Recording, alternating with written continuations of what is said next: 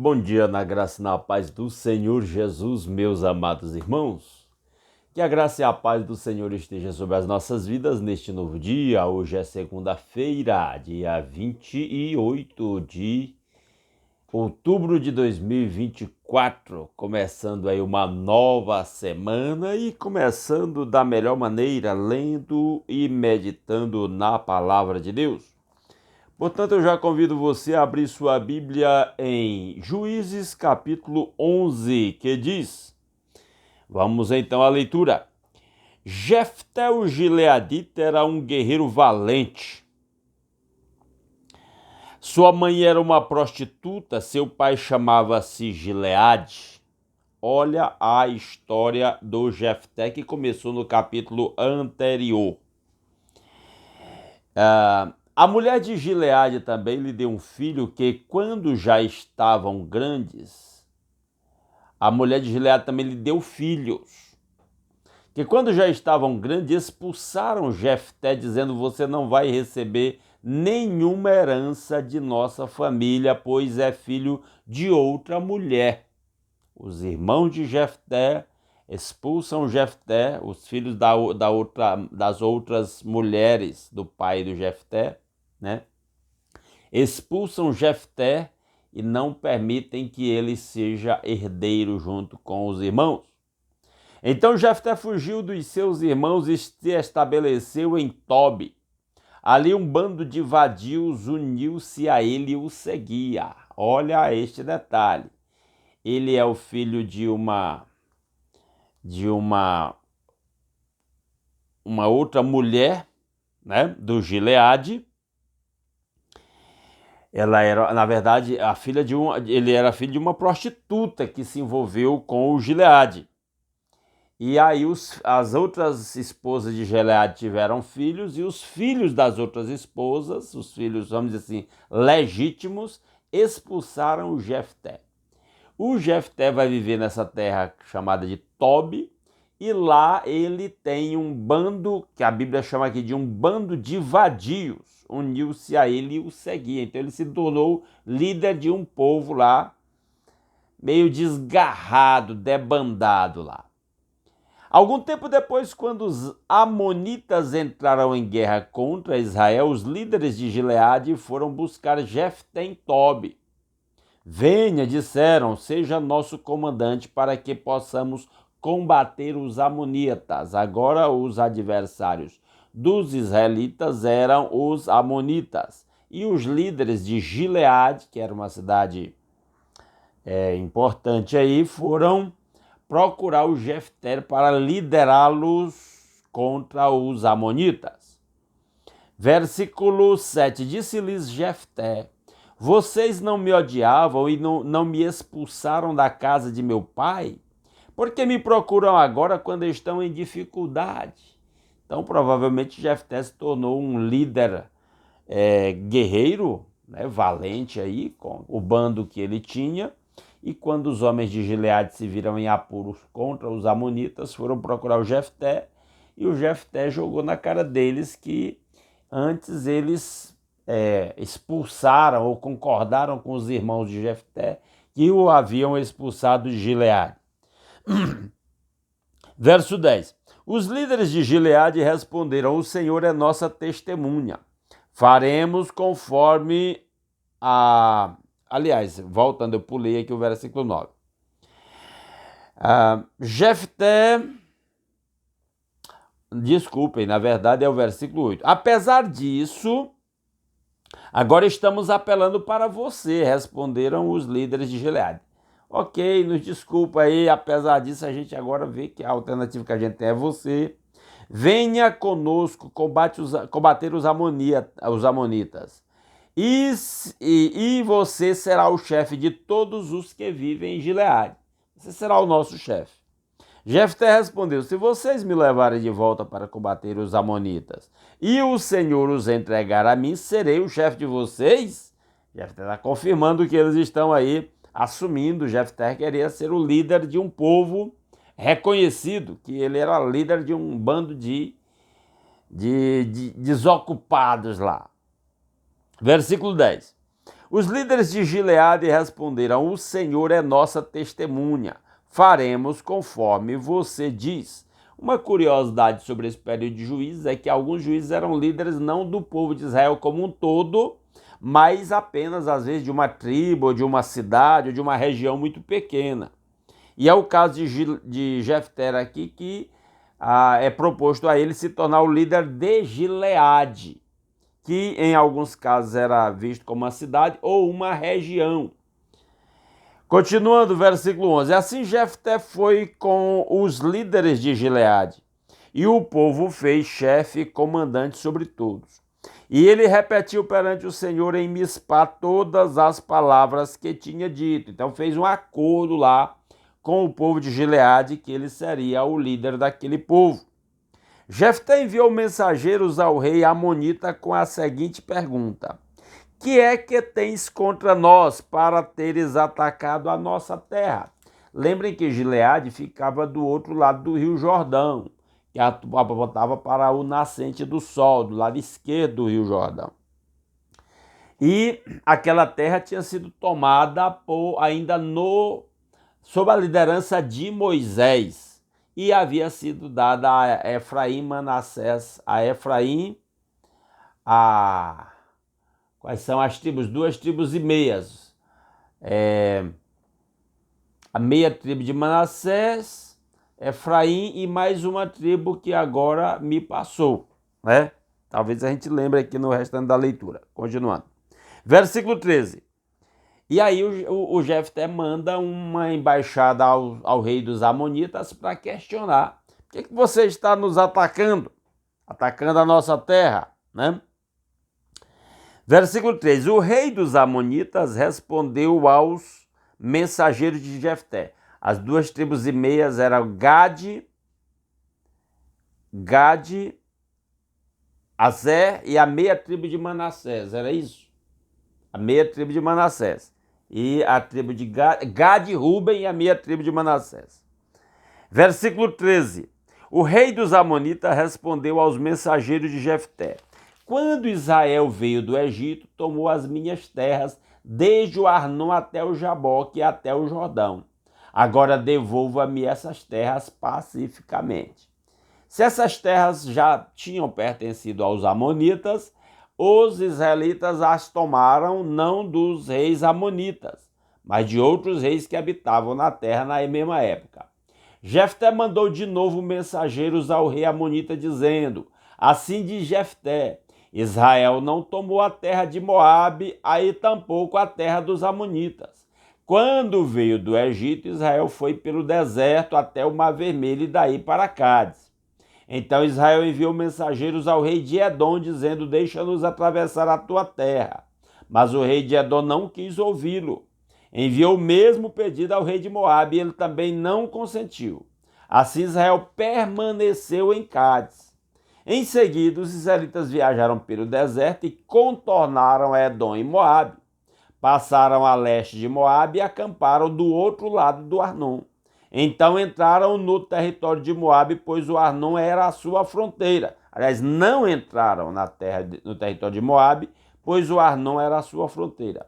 Depois Israel enviou mensageiros a Seom, rei dos amorreus, em Esbom, e lhe pediu. Agora então, Israel tomou a terra de Seom, rei dos amorreus, que era rei de Esbom, que agora os amonitas reivindicavam como sendo terra sua. E lhe pediu: deixa-nos atravessar a tua terra para irmos ao lugar que nos pertence. Seom, porém, não acreditou que Israel fosse apenas atravessar o seu território. Assim convocou todos os seus homens, acampou em Jaza e lutou contra Israel. E Jefté ainda está justificando que eles venceram o Arnon na guerra, aliás, o Seom na guerra, porque o povo de Esbom, aí liderado pelo seu rei, atacou Israel. Então o Senhor, o Deus de Israel, entregou Seom e todos os seus homens nas mãos de Israel, e este os derrotou. Israel tomou posse de todas as terras dos amorreus que viveu naquela região, conquistando-a por inteiro, desde o Arnon até o Jaboque e desde o deserto até o Jordão. Então Jefté está recordando aí como é que Israel conquistou aquela terra que na época não estava sob o domínio dos amonitas, que agora a reivindicavam. Versículo 23. Agora que o Senhor, o Deus de Israel, expulsou os amorreus da presença de Israel, seu povo, queres tu tomá-la? Acaso não tomas posse daquilo que o teu Deus Camos te dá? Então, o Jefté está dizendo que eles tinham por direito aquela terra porque foi Deus que os havia dado mediante o ataque dos amorreus que lá viviam. Da mesma forma, tomaremos posse do que o Senhor, o nosso Deus, nos deu. Senhor aí está com letras maiúsculas, Javé. Podemos ler o versículo 24 dizendo: acaso não tomarás posse daquilo que o teu Deus Camos te dá? Da mesma forma, tomaremos posse do que Javé, o nosso Deus, nos deu. Então, eles tomaram posse como dádiva do próprio Deus. Verso 25. És tu melhor do que Balaque, filho de Zippor, rei de Moabe? Entrou ele alguma vez em conflito com Israel ou lutou contra ele? Durante 300 anos, Israel ocupou Hesbom, Aroer, os povoados ao redor e todas as cidades às margens do Arnon. Por que não os reconquistasse todo esse tempo? Como é que surge agora essa guerra aí? Nada fiz contra ti, mas tu estás cometendo um erro, lutando contra mim. Que Javé, o juiz, julgue hoje a disputa entre os israelitas e os amonitas. Então, a Jefté apela aí para que Deus, eu li Javé, mas é o Senhor, porque o Senhor com letras maiúsculas se refere ao nome sagrado de Javé, e ele diz que Javé julgue entre nós e os amonitas aí nessa questão. Versículo 28. Entretanto, o rei de Amon não deu atenção à mensagem de Jefté. Então o Espírito do Senhor se apossou de Jefté. Este atravessou Gileade e Manassés, passou por Mispá de Gileade e daí avançou contra os amonitas. E Jefté fez este voto ao Senhor. Olha o voto de Jefté, que isso aqui vai ser um assunto polêmico posteriormente. Se entregares os amonitas nas minhas mãos, aquele que estiver saindo da porta da minha casa ao meu encontro, quando eu retornar da vitória sobre os amonitas, será do Senhor e eu o oferecerei em holocausto. Não se sabe o que o Jefté tinha em mente quando fez esse voto, dizendo que quando ele voltasse da vitória, da guerra contra os amonitas, obtendo a vitória, ele ofereceria em holocausto aquele que saísse da sua casa ao encontro dele. Ou seja, qualquer pessoa da sua família podia sair ao seu encontro, celebrando a vitória que ele conquistaria na guerra. Então não dá para saber o que o Jefté tinha na cabeça, que foi um voto precipitado. Versículo 32. Então Jefté foi combater os amonitas, e o Senhor os entregou nas suas mãos. Ele conquistou 20 cidades, desde Aroer até as vizinhanças de Minite, chegando a Abel-Queramim. Assim os amonitas foram subjugados pelos israelitas. A vitória foi uma vitória grande, significativa, de várias cidades aí, enumeradas em 20. Versículo 34. Quando Jefté chegou à sua casa em Mispá, sua filha saiu ao seu encontro, dançando ao som de tamborins. E ela era filha única, olha esse detalhe. E ele tinha prometido que quem saísse ao seu encontro ele ofereceria em holocaustos. Ele não tinha outro filho ou filha. A filha única dele saiu ao encontro dele. Quando a viu, rasgou suas vestes e gritou: "Ah, minha filha, estou angustiado e desesperado por sua causa, pois fiz ao Senhor um voto que não posso quebrar." Jefté lembrou do voto e agora meio mostrou um gesto de desespero aí, porque teria que cumprir o voto que fez. "Meu pai", respondeu ela, "a sua palavra foi dada ao Senhor. Faça comigo o que prometeu, agora que o Senhor o vingou dos seus inimigos, os amonitas." E prosseguiu: "Mas conceda-me 2 meses para vagar pelas colinas e chorar com as minhas amigas, porque jamais me casarei." Algumas pessoas, isso aqui é assunto de controvérsia para os estudiosos da Bíblia. Jefté realmente executou a filha? Ela diz aqui que ela iria chorar sua virgindade porque ela não ia se casar. Ou será que ela agora ficou consagrada ao Senhor sem se casar, como cumprimento do voto? Porque também a lei de Moisés dizia que todo primogênito pertencia ao Senhor e quando o primogênito fosse de um animal que pudesse ser oferecido em sacrifício, seria oferecido em sacrifício ao Senhor. Quando fosse pessoa, a pessoa seria substituída por um animal, porque Deus não admitia sacrifícios humanos em culto ao Senhor. Então o voto de Jefté podia ser cumprido oferecendo um animal no lugar da filha. Como Jefté não foi crescido no meio, não continuou vivendo no meio do povo de Israel, foi expulso por seus irmãos. E como Israel vivia num tempo de decadência, a questão é, será que Jefté sabia disso? Tinha consciência dessa lei, de que ele podia substituir a filha por um animal? Ou será que ele realmente executou a filha? A Bíblia não diz. A Bíblia não diz. Aliás, a Bíblia dá a entender que ele executou a filha, mas fica meio que subentendido, não é claro exatamente. E aqui está o fato de que a filha disse que não iria se casar. Será que ela estava dizendo que ela não ia ficar viva sem se casar, como uma vida dedicada exclusivamente a Deus, ou que ela seria realmente executada? A Bíblia não deixa isso muito claro. Versículo 38, vá, disse ele, e deixou que ela fosse por 2 meses. Ela e suas amigas foram para as colinas e choraram porque ela jamais se casaria. Então, de novo, a ênfase no fato de que ela não casou. Então, subtende-se que o cumprimento da promessa foi o fato dela não se casar. E não a execução exatamente. Eu até peço que você deixe no comentário aí o que você acha, qual é a sua opinião sobre isso, mediante essa leitura. Versículo 39, passados os 2 meses, ela voltou a seu pai, e ele fez com ela o que tinha prometido no voto, assim ela nunca deixou de ser virgem. O texto enfatiza o fato de que ela ficou virgem, não é que ela foi executada. Parece que Jefté tinha a consciência de que pessoas não podiam ser executadas em sacrifício a Deus. Executadas mortas, no caso. E que o voto foi cumprido ela ficando virgem e dedicando toda a sua vida ao serviço a Deus. Mas aí, de novo, é uma questão que é aberta à discussão, porque a Bíblia não deixa isso muito claro. Tem essas alternativas que nós estamos falando. Daí vem o costume em Israel de saírem as moças durante 4 dias, todos os anos, para celebrar a memória da filha de Jefté, o gileadita. Esse último versículo dá a ideia de que provavelmente ela foi executada porque as pessoas anualmente celebravam a memória dela. Então fica esta polêmica aí.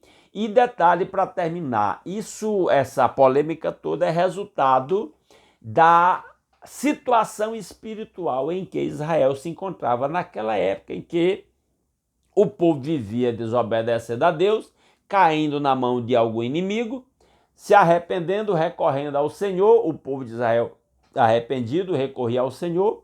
Deus levantava um libertador que se tornava juiz sobre Israel durante algum tempo. Mas amanhã a gente continua a leitura, ok?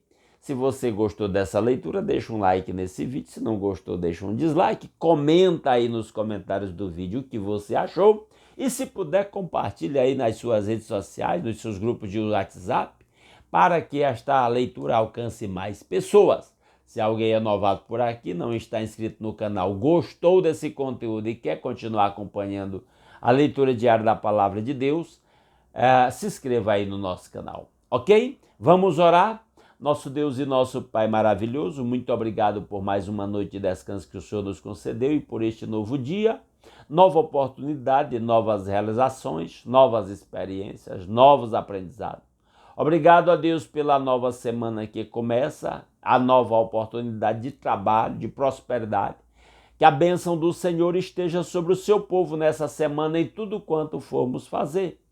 Ó Deus, obrigado pelo lar, pela família, pelo pão de cada dia suprido em nossa mesa, pela proteção com que o Senhor nos tem cercado, pelo privilégio de começar esse novo dia aqui, meditando na palavra, alimentando o nosso espírito. Ó Deus maravilhoso, e nós rogamos mais uma vez, abençoa o seu povo.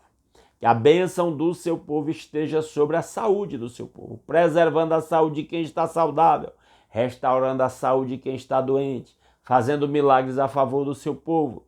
Se quer usar os médicos, os medicamentos, as internações, as cirurgias, seja feita a sua vontade, mas opera em nome de Jesus a favor do seu povo.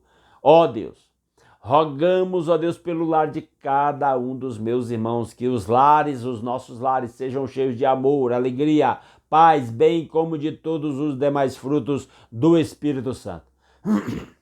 Que os frutos do Espírito Santo estejam presentes no relacionamento dos casais, nos relacionamentos dos pais com os filhos, nos relacionamentos dos irmãos, trazendo harmonia, aconchego, segurança aos nossos lares a cada dia.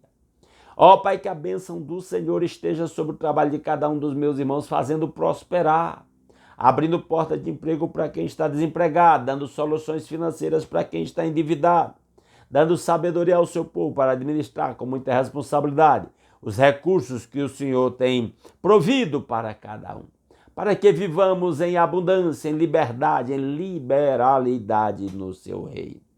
Que a sua bênção esteja sobre as nossas igrejas locais, sobre cada pastor, sobre cada evangelista, sobre cada líder de igreja, trazendo avivamento, trazendo santificação. Seja com a obra missionária, meu Pai, protegendo os missionários, fazendo prosperar o seu trabalho, protegendo especialmente aqueles que vivem em lugar onde é proibido pregar o evangelho, onde eles podem ser perseguidos, onde eles podem ser presos, onde eles podem ser expulsos do país ou até mesmo mortos. Protege os seus servos, dá-lhes sabedoria, faça frutificar o seu trabalho e que eles se alegrem na presença do Senhor pelos frutos produzidos para a glória do seu santo nome. Nosso Deus maravilhoso, tudo isso nós pedimos graças ao nosso Senhor Jesus Cristo, ao seu sacrifício na cruz em nosso lugar e ao perdão dos nossos pecados e a nossa reconciliação com o Pai e o livre acesso à sua presença pelo novo e vivo caminho. Pai, que a bênção do Senhor esteja sobre o seu povo, para que possamos levar a bênção do Senhor por onde nós formos nesta nova semana e compartilhar a sua bênção com todos aqueles que cruzaram o nosso caminho, para que em tudo o nome do Senhor seja glorificado através das nossas vidas. É a nossa petição que fazemos agradecidos em nome de Jesus. Amém. Aleluia. Meus amados irmãos, muitíssimo obrigado pela sua companhia. Se Deus quiser, amanhã às 5h30 da manhã estaremos aqui de volta para continuar a leitura da Palavra de Deus. Um grande abraço a todos.